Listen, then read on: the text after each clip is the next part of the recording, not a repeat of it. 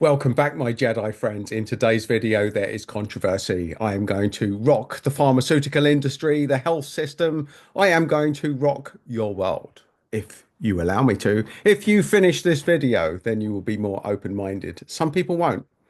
There's a lot of doctors, there's a lot of people in the health profession that will not agree with anything that I'm going to say in this video. And I'm used to that, my Jedi friends. So let us talk about what I'm talking about. The first thing is that your pain has a message. And if your body is always talking to you and the pain that you experience is part of you not getting the message, you not waking up to it. So this is a model of the world. Let's not take this as an absolute for now. I just want you to wear this as a model of the world because that's how I had to accept it at first. So, for those of you that don't know, just before we go down this rabbit hole, let me give you a few things about my background, which are very relevant here. I spent 13 years as a trained nurse working on the front line in 3 different continents, going with the medical model, using the medical model, absolutely being a purveyor of the medical model. And let's face it, folks, for most things, it's a pill for every ill. Everything you've got, there's a pill for it. And that is the doctor's way and the pharmaceutical way and the healthcare system's way of curing your illness. Except it's not really curing your illness. It's just delaying the inevitable, folks. It's giving you another thing to manage before waking you up. So what I saw at the front line of the health service, more controversy ahead, folks, is people dying from the side effects of drugs and it being swept under the carpet. This is a very real reality for people with long-term medical illness, folks. And what happens is they get so old or not, as the case may be, that nobody really cares for them and no one really follows up and no one asks any questions about what really caused this. And frequently, I saw this frequently, that I saw that the drugs that people were given created side effects, which actually killed people off early. And this happens a lot, folks. And people, if you get people honest in the medical profession to answer this, they will tell you exactly the same. Probably too scared to talk about this stuff, but here I am. I'm out of the system now. So that was where I started. And the reason that I'm even talking about this stuff or I even explored this stuff is because too many people who were younger than I am now, in their 40s and 50s, would come in with a bit of pain, thinking they're just going to get a few painkillers and realize that they had terminal cancer and it was inoperable. And the question they all want to know is there any hope? So this got me to explore the world I'm about to tell you about today. And it started with energy. Started with Reiki, and then it was a rabbit hole for me, folks. When I started working with energy, things got really interesting. I started to have experiences which I couldn't deny. They were there in front of me for me to have them. I was experiencing the effects of working with energy, and it took me down a rabbit hole, folks. So I did my Reiki 1 and 2. I ended up in pain. For those of you that don't know, I had a big breakthrough. I realized that my pain had a message and I got the message and things were good. And then I stopped using energy on any regular basis. And I left nursing back in 2000. Well, I left it twice. So first time I left it was around about 2002. And I went back for a year in about 2007, 2008, and then I left again permanently. So I had 2 breaks from nursing. And the first one was when I started to explore the world of energy. And I had this big breakup or big wake up, this break up and wake up. I had to break down my system and wake up to the fact that my mind was catapulting me to a future of medical pain, folks. So I'd done my Reiki. And when I left the health service the second time, around about 2008, 2009, I thought to myself, I need to be a Reiki master. I need to do this properly. I need a master. I need a master degree. So I decided to do my Reiki masters.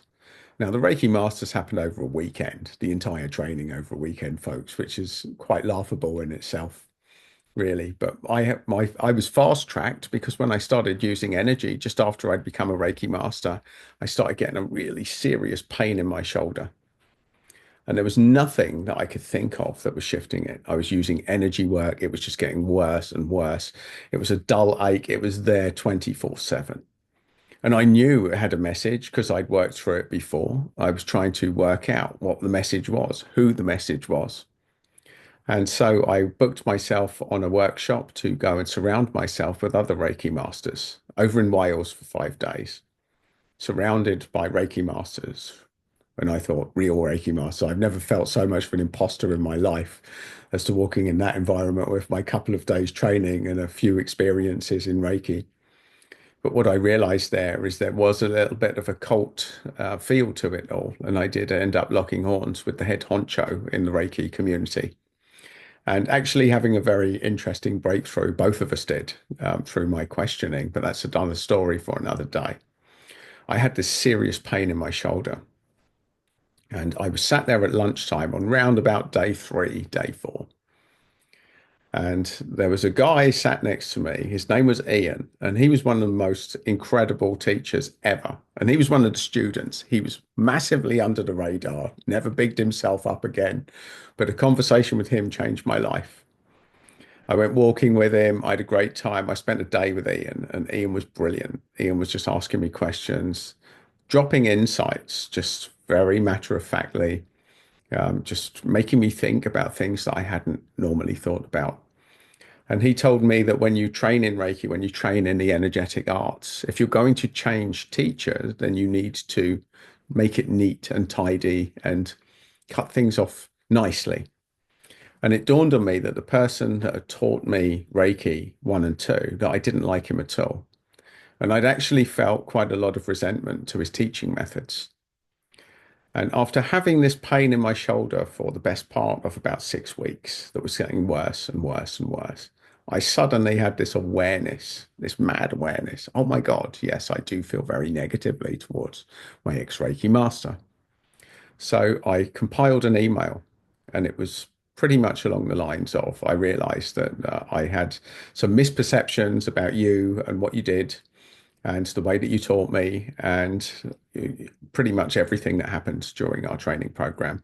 And I realized that that was me judging myself rather than you. But if there was any energetic ramifications, I would just like to say I'm sorry for the misperceptions. I'd like to thank you for teaching me Reiki in the first place, and I wish you luck in your life.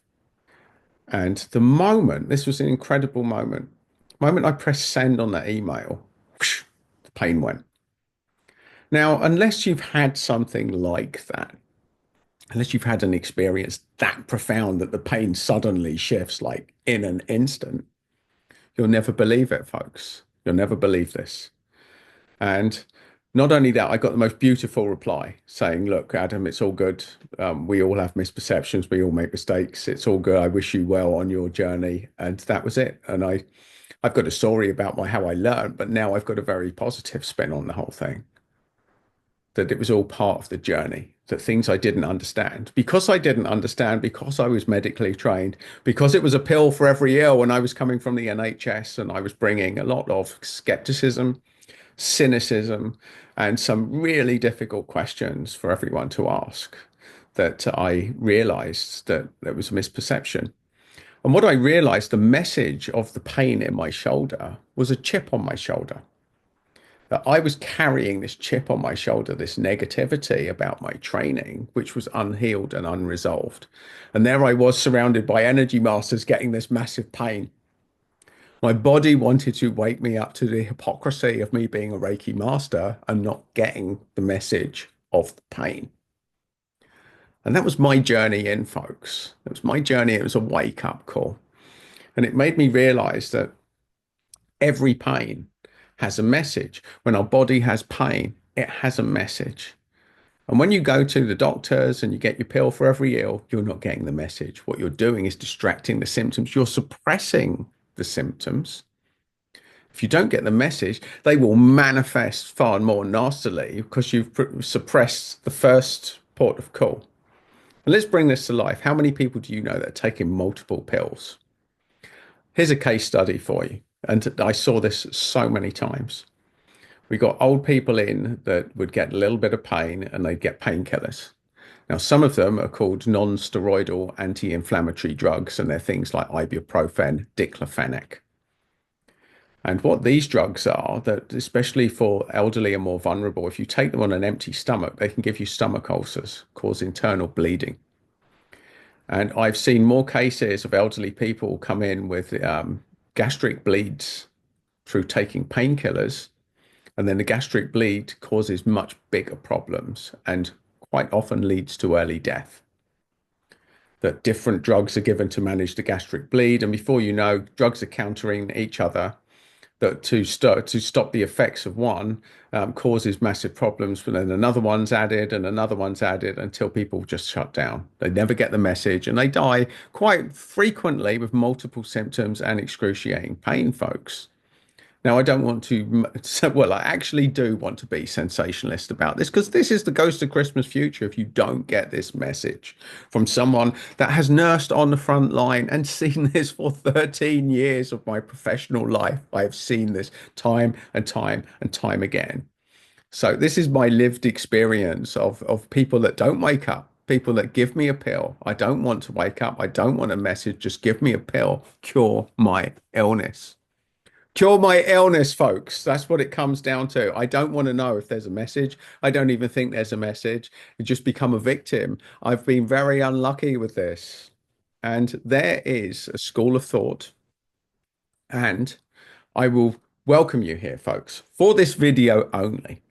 If you give me your pain symptoms, I will tell you what the root cause is. I'm not going to tell you. If you want your own almanac of this, get Louise Hay's You Will Heal Your Life.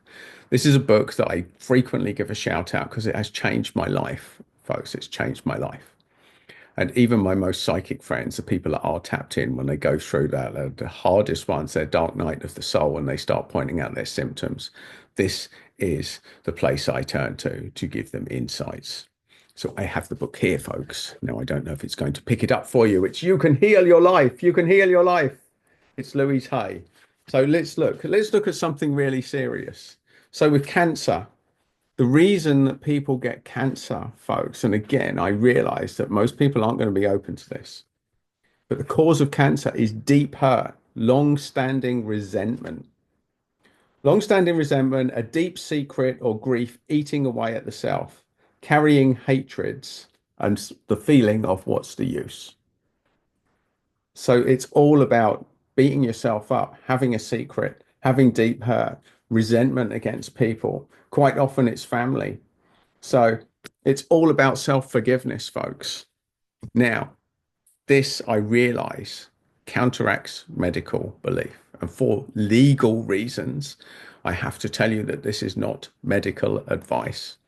And I don't want to be seen to be slagging the entire medical system because I want to give you a balanced view as well.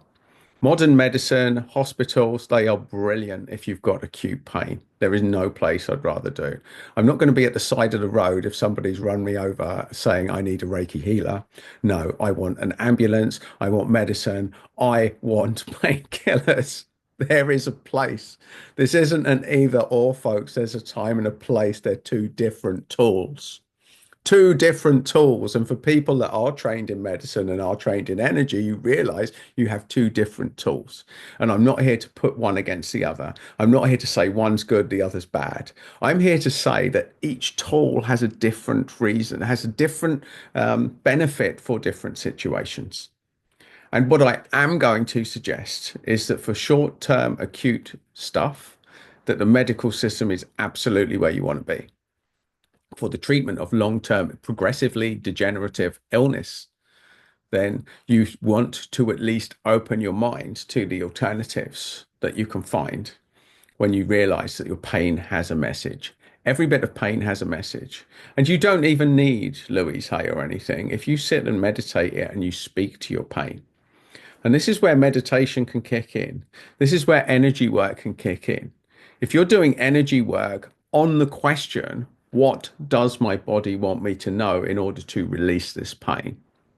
If you meditate on that question, folks, it can be game changing. Now, here's the bottom line.